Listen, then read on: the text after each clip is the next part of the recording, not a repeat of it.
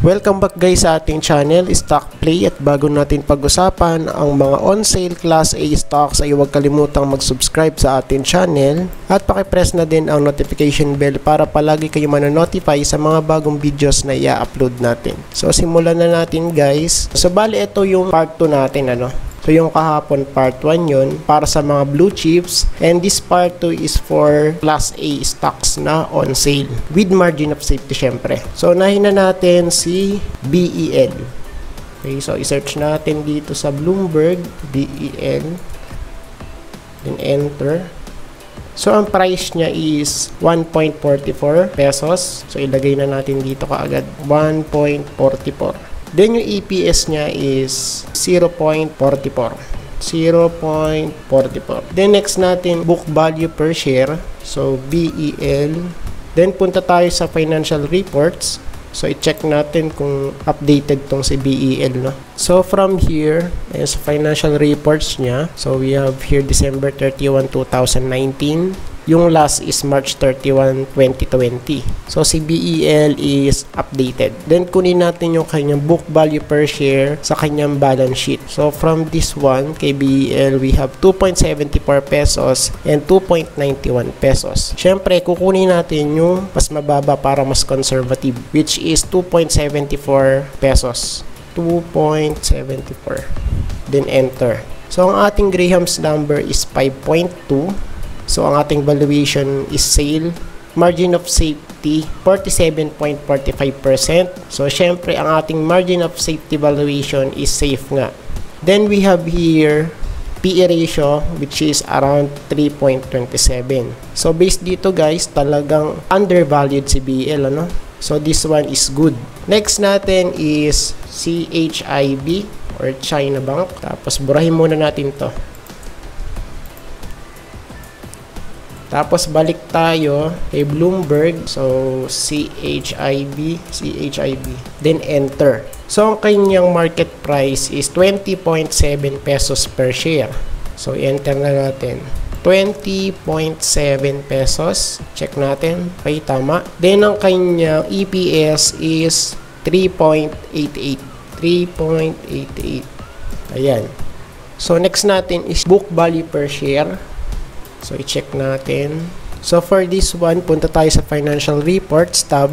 Then, scroll down natin. So, we have here December 31, 2019. And yung last is March 31, 2020.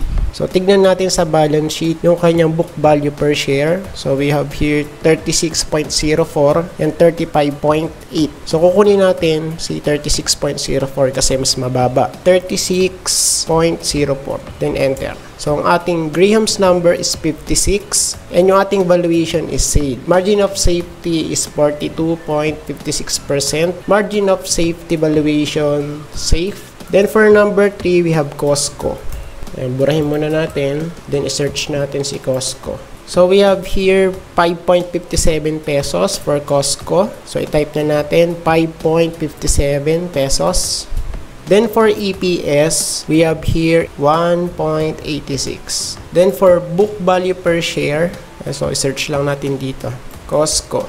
So, dito kay Costco, so, tignan natin, December 31, 2018. And yung last niya is September 30, 2019. So, this one, guys, is hindi updated yung kanyang financial reports. So, from this one, and sa latest report, September 30, 2019, ang kanyang book value per share is around 14.78 and 12.48. So, gamitin natin si 12.48. 12.48. Then, enter. So, based dito, ang ating Graham's number is 22.85 and yung ating valuation is sale. Margin of safety is 55.37%. Margin of safety valuation is safe. And yung ating PE ratio is 2.99. So, almost 3. Which is good, So, yun nga lang guys, kung papansinin nyo, hindi siya updated And so, pwede kasing mag-adjust to. Si book value per share at si EPS. So, tignan natin pagka nag-update na to ulit. So, for now, Costco is good. So, next one is CPG. Tapos burahin natin to. Then i-search natin CPG. I-search na rin natin dito para mabilis. So si CPG is 0.39 pesos. So ilagay na natin dito 0.39 and si EPS is 0.12. Ayan, so ilagay na natin 0.12 and si book value per share is, so from here punta tayo sa financial reports tab. So here is December 31, 2019 and yung last update niya is March 31, 2020. So si CPG ay updated. So from the balance sheet, so we have here the book value per share. So yung isa is 1.95 and yung isa naman is 1.68. Then ang gagamitin natin yung mas mababa, 1.68. 1.68. Then enter. So ang ating Graham's number is 2.13. And syempre, yung ating valuation is sale. Margin of safety is 76.79%.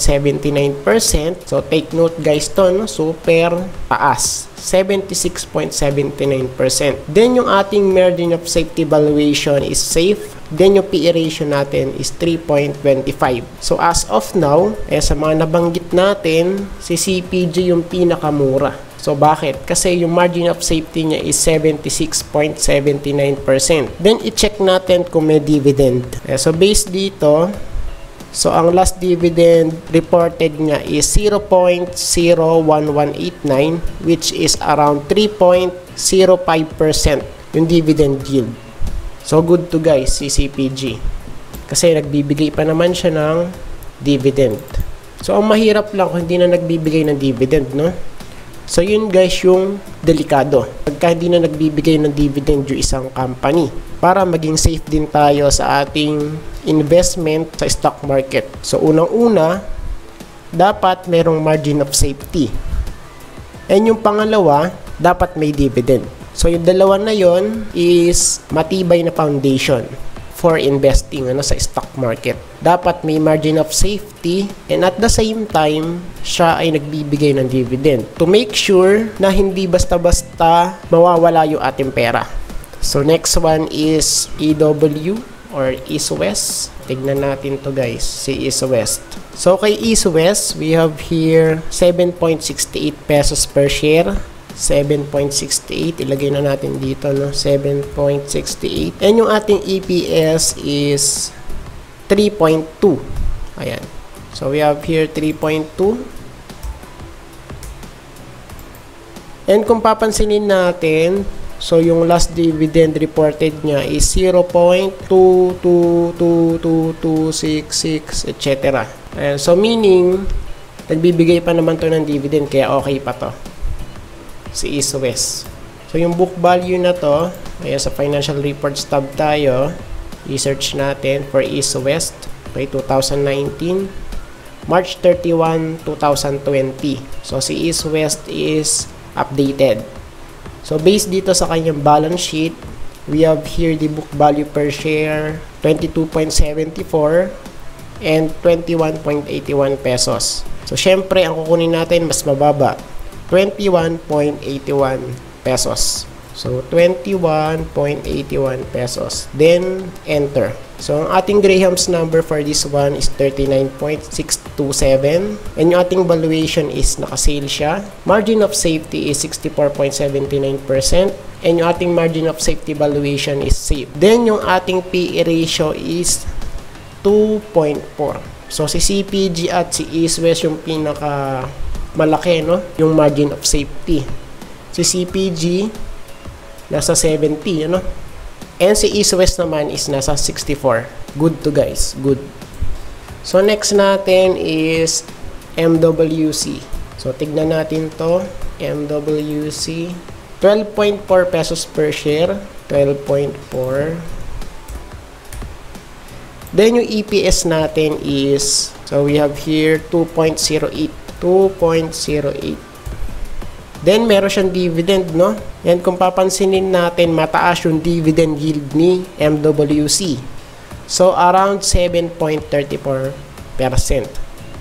So, good to guys. Good. Then, for book value per share, and so, tignan natin dito sa kanya financial reports. So, 2018, March 31, 2020. So this one is updated si MWC, and sa kanyang balance sheet, ang kanyang book value per share is around 26.88 pesos and 26.29 pesos. So kukunin natin si 26.29. Then enter. So ang ating Graham's number is 35. So syempre yung valuation natin naka-sale yan. Margin of safety natin is 52.83%.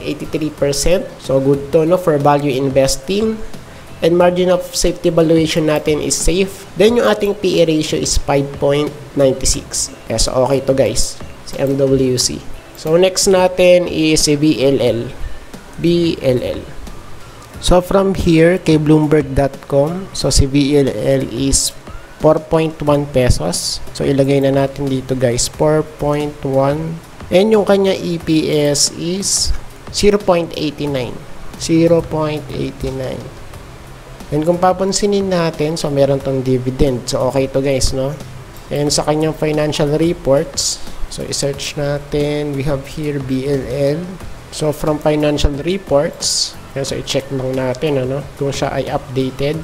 So from here, we have December 31, 2019 and September 30, 2019. So hindi siya updated guys si BLL. So based dito sa kanyang previous report, so December 31, 2019 yung pinaka-latest, no? So tignan natin yung kanyang book value per share. So we have here 7.87 and 7.19. So 7.19. Then enter. Ayan. So yung ating Graham's number dito is 11.99. So syempre yung ating valuation dito is naka-sale siya. Margin of safety natin is 42.98%. So, syempre, yung margin of safety valuation natin is safe din. PE ratio is 4.61.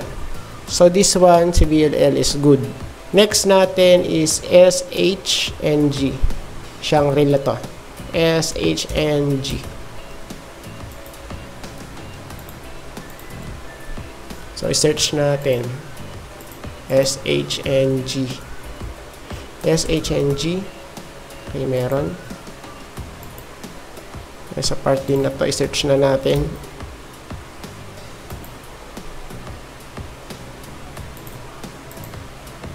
Yeah, so based dito, SHNG or Shang Properties Inc. 2.75 pesos per share.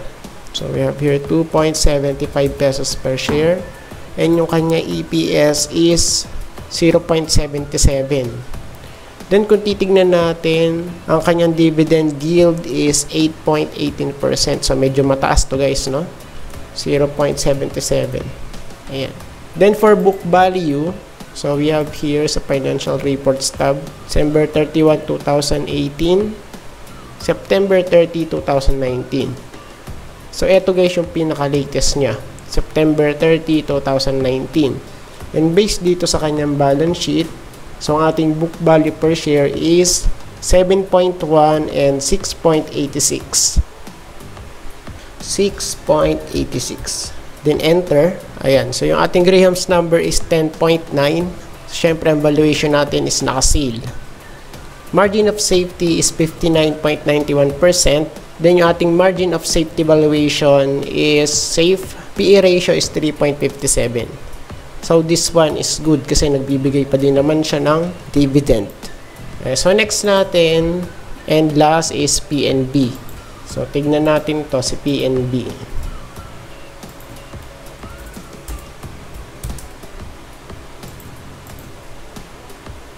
So PNB, i-search na natin para mabilis. Ayan. So from here, kay Bloomberg.com, so we have 22 pesos per share. So, i-type na natin, 22 pesos. Then, for EPS, we have 6.32. 6.32. Then, yung last dividend reported niya is 0.97 pesos. So, almost piso. Then, for financial reports, kukunin natin dito yung book value. So, December 31, 2019 and March 31, 2020. Ayan. So, si PNB is updated. So, ang ating book value per share is 97.88 and 99.68. So, kukunin natin, syempre, is yung mas mababa. 97.88. 97.88. So, we have the Graham's number, 117.97. And yung ating valuation is naka-sale. Margin of safety is 77.52%. Then yung ating margin of safety valuation is safe. Then yung ating PE ratio is 3.48. So based dito guys sa ating list of on sale class A stocks, so si CPG at si PNB ang may pinaka mataas na margin of safety. So around 70%. So yun lang siguro guys for this one. Happy watching. See you sa next video. Bye-bye.